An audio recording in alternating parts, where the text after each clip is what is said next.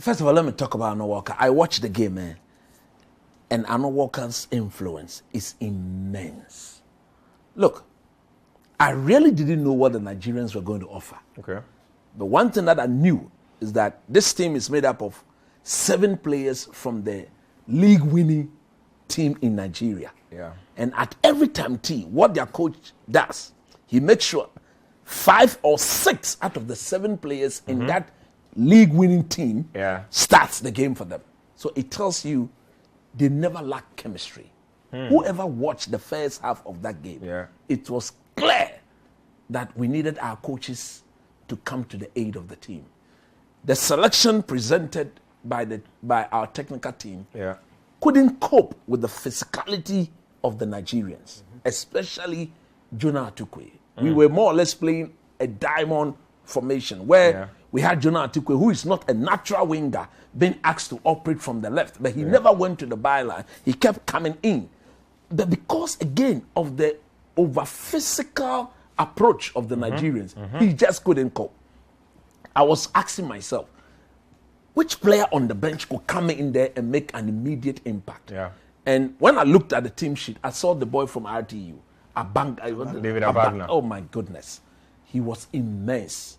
He came on with 10 minutes to the end of the first half. Immediately, his first touch was a header from Annor Walker.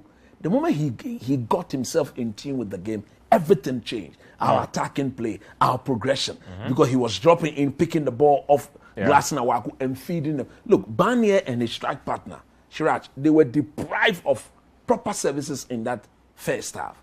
Now, I looked at the team again. I said, okay, Annor Walker and Prosper has done so well in bringing in Abagna. What else could they do? Abagna didn't come in for the player I thought would be substituted in Jonah Atukwe. Then I told myself, look, that Jonah Atukwe substitution will have to come.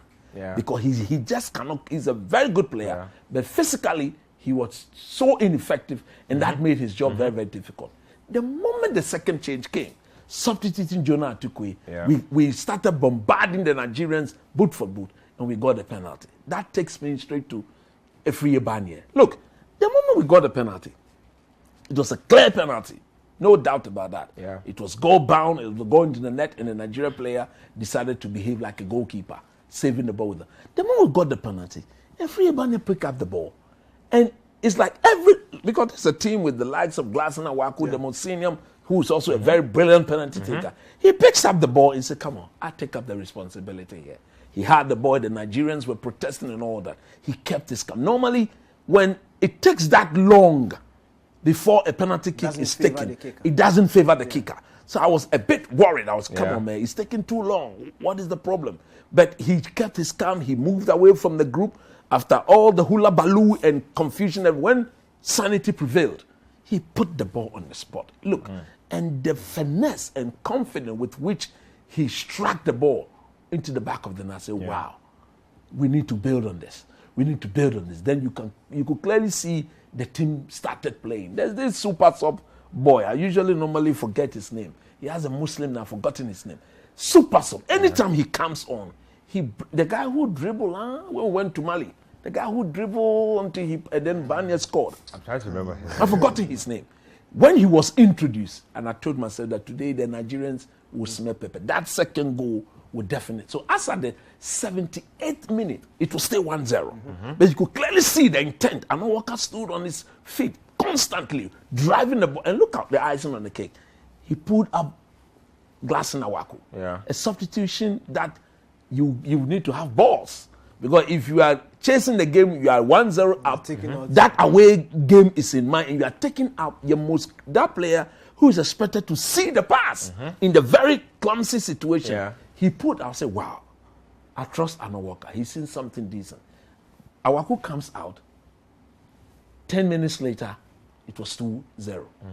And I started clapping. So look, Annor Walker's influence on this team is immense. I said it before he was even given the job on this same program, that he's done enough over the years to be respected and given the opportunity to serve Mother Ghana.